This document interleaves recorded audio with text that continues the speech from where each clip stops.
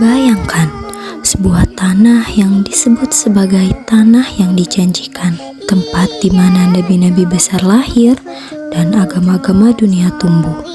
Namun, ironisnya, tanah yang begitu sakral berubah menjadi salah satu zona konflik terburuk di dunia. Tanah itu adalah Palestina. Tempat konflik dengan Israel telah berlangsung selama puluhan tahun. Untuk memahami mengapa konflik ini begitu panjang dan kompleks, kita harus melangkah jauh ke belakang, ke masa Nabi Musa. Assalamualaikum warahmatullahi wabarakatuh. Halo semuanya, perkenalkan nama aku Alisa Dwi Putri Rashma Hermawan dari kelas 12 IPS 1. Di sini saya akan menjelaskan tentang konflik Palestina melawan Israel. Selamat menyaksikan. Dalam kisah agama-agama Samawi, Nabi Musa membawa Bani Israel keluar dari Mesir menuju tanah Kanaan, wilayah yang kini dikenal sebagai Palestina dan Israel. Saat itu, tanah Kanaan dihuni oleh berbagai bangsa seperti Kanaan dan Filistin. Setelah masa Nabi Musa, Bani Israel mendirikan kerajaan mereka yang mencapai puncaknya di era Nabi Daud dan Nabi Sulaiman. Namun, kejayaan itu tidak bertahan lama. Kerajaan mereka runtuh dan bangsa Yahudi menghadapi diaspora panjang setelah ditaklukkan oleh kekuatan besar seperti Babilonia dan Romawi. Ketika kekaisaran Romawi runtuh, wilayah Palestina menjadi bagian dari kekhalifahan Islam pada abad ke-7. Di bawah pemerintahan Islam, Palestina berkembang menjadi tanah yang damai, di mana Muslim, Kristen, Yahudi hidup berdampingan.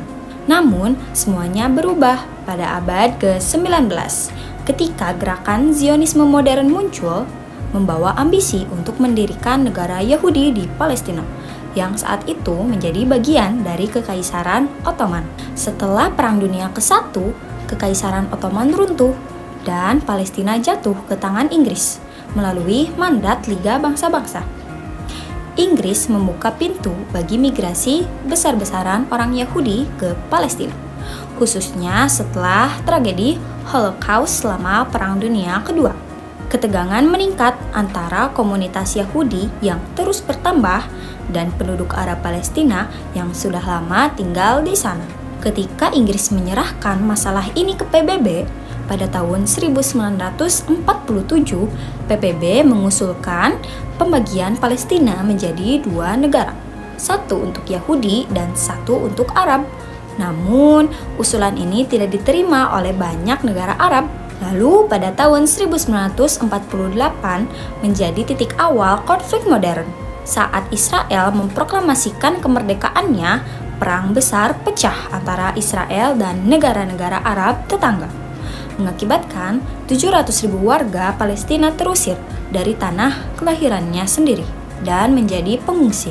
Sejak tahun 1948, konflik ini terus berlangsung hingga Perang 6 Hari pada 1967 menandai babak baru dalam konflik ketika Israel menduduki tepi barat Yerusalem, timur jalur Gaza, dataran tinggi Golan dan Sinai. Pendudukan ini melahirkan perlawanan Palestina, termasuk Intifada pertama pada tahun 1987 hingga 1993, dan Intifada kedua yaitu pada tahun 2000 sampai 2005, yang diwarnai dengan aksi protes besar-besaran hingga kekerasan bersenjata. Hingga kini, konflik terus berlangsung, termasuk serangan-serangan militer di jalur Gaza, pembangunan pemukiman ilegal di tepi barat, dan blokade ekonomi terhadap Gaza. Konflik ini secara teknis dimulai pada tahun 1948 dengan berdirinya Israel, dan hingga saat ini, lebih dari 75 tahun kemudian, belum ada tanda-tanda berakhirnya. Dunia terus menyaksikan ketegangan yang belum kunjung reda di wilayah ini.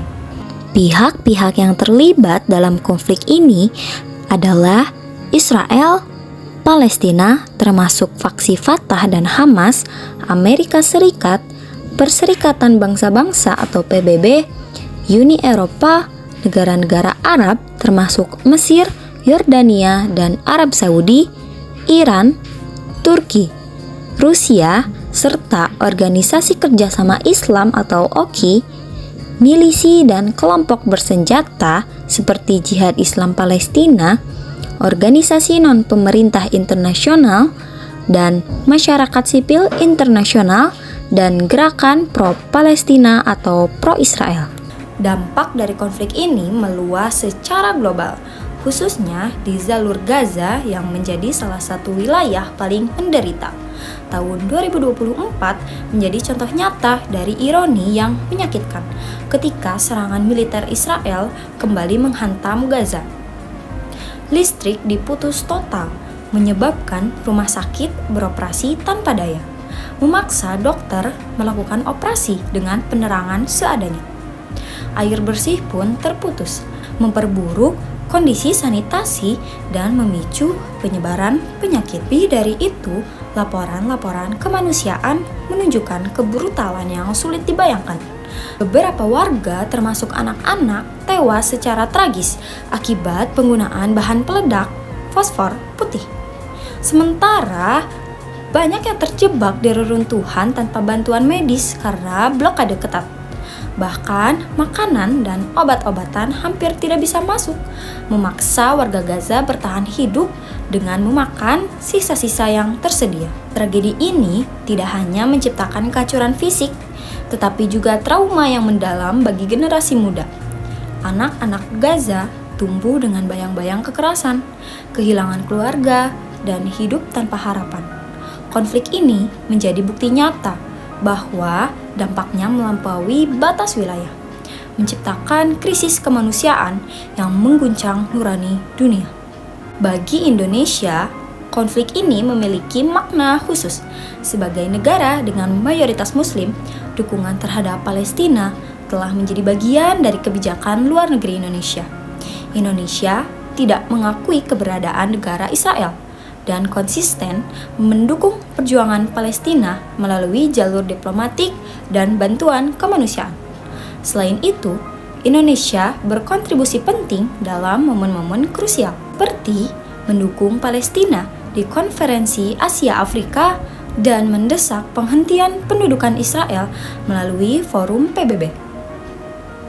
Pada tahun 2021, Indonesia juga memimpin sidang Dewan Keamanan PBB untuk menyerukan gencatan senjata dan distribusi bantuan ke Gaza, menunjukkan komitmen aktifnya dalam isu ini. PBB sendiri telah berusaha menangani konflik ini sejak awal.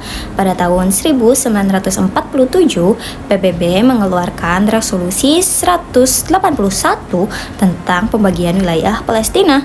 Setelah Perang 6 Hari, PBB mengadopsi resolusi 242 yang menyerukan Israel untuk mundur dari wilayah yang didudukinya. Meski begitu, implementasi resolusi ini terhambat oleh veto dari negara-negara besar seperti Amerika Serikat melalui UNRWA atau United Stations Relief and Works Agency. PBB memberikan bantuan kemanusiaan kepada pengungsi Palestina, termasuk pendidikan, kesehatan, dan perlindungan. Menurut saya, konflik Israel dan Palestina ini sebenarnya bisa diselesaikan kalau kedua pihak benar-benar mau mencari solusi damai. Misalnya, PBB sebagai organisasi dunia harus lebih tegas untuk memastikan perdamaian yang adil. Salah satu cara yang paling masuk akal adalah dengan solusi dua negara, di mana Israel dan Palestina bisa hidup berdampingan tanpa saling ganggu. Palestina harus mendapatkan kembali hak atas tanahnya, dan Israel juga harus berhenti membangun pemukiman ilegal di wilayah yang bukan miliknya. Selain itu, Yerusalem yang jadi pusat konflik bisa dijadikan kota terbuka yang dikelola bersama secara internasional supaya tidak ada yang merasa dirugikan. Selain itu, dunia internasional juga perlu memprioritaskan hak asasi manusia daripada hanya mengejar kepentingan politik. PBB harus lebih berani menegakkan hukum internasional tanpa terhambat oleh veto negara-negara besar seperti Amerika Serikat yang sering membela Israel. Semua negara harus bersama-sama mendukung perdamaian ini dengan tekanan diplomatik dan ekonomi. Misalnya, menghentikan bantuan militer kepada pihak yang melanggar hukum. Hal ini bisa mendorong kedua belah pihak untuk benar-benar duduk di meja perundingan.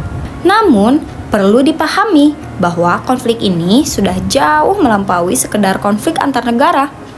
Ini bukan lagi masalah wilayah atau agama, melainkan konflik kemanusiaan. Palestina sudah terlalu lama menderita akibat penjajahan, pengusiran, dan pelanggaran hak asasi manusia yang dilakukan oleh Israel. Hak-hak dasar warga negara Palestina seperti akses terhadap pendidikan, kesehatan, bahkan tempat tinggal telah dirampas dengan kejam. Israel bukan hanya bertindak sebagai penjajah, tetapi juga melanggar HAM atau hak asasi manusia secara terang-terangan dengan memblokade Gaza, menyerang warga sipil, dan terus melakukan pendudukan ilegal. Jika dipikir-pikir lagi, dari awalnya sebenarnya sudah jelas siapa yang salah. Kalau dilihat dari sejarah, Israel itu dulu diberi tempat tinggal oleh Palestina sebagai bentuk belas kasihan dunia setelah tragedi Holocaust. Palestina membantu mereka, menerima mereka di tanahnya. Tapi yang terjadi justru sebaliknya. Israel malah ingin menguasai seluruh wilayah itu, bahkan sampai mengusir dan menyiksa warga Palestina yang sudah ada di sana sejak dulu. Rasanya seperti orang yang diberi tempat tinggal, tetapi kemudian mengambil alih rumahnya dan mengusir pemilik aslinya. Sebagai bangsa Indonesia, kita tentu jelas mendukung Palestina, karena jelas mereka adalah pihak yang tertindas. Dukungan kita sebagai Palestina bukan sekedar simbolik, tapi juga karena kita tahu bahwa perjuangan mereka adalah perjuangan untuk mendapatkan kembali tanah dan hak mereka yang dirampas. Kita harus terus menyuarakan Free Palestine di setiap kesempatan. Israel harus berhenti menjajah dan menunjukkan rasa hormat terhadap hak bangsa lain. Dunia tidak akan damai selama Palestina terus ditindas dan dijajah. Palestina adalah simbol perlawanan terhadap penjajahan modern.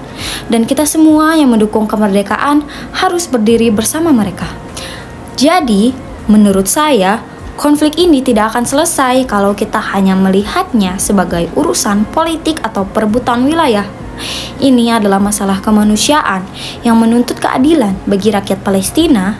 Free Palestine adalah satu-satunya jalan untuk mengakhiri konflik ini dan membangun dunia yang lebih adil dan lebih manusiawi. Dicukupkan sekian video dari saya.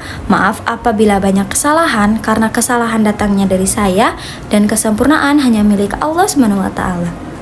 Terima kasih telah menonton sampai akhir. Wassalamualaikum warahmatullahi wabarakatuh.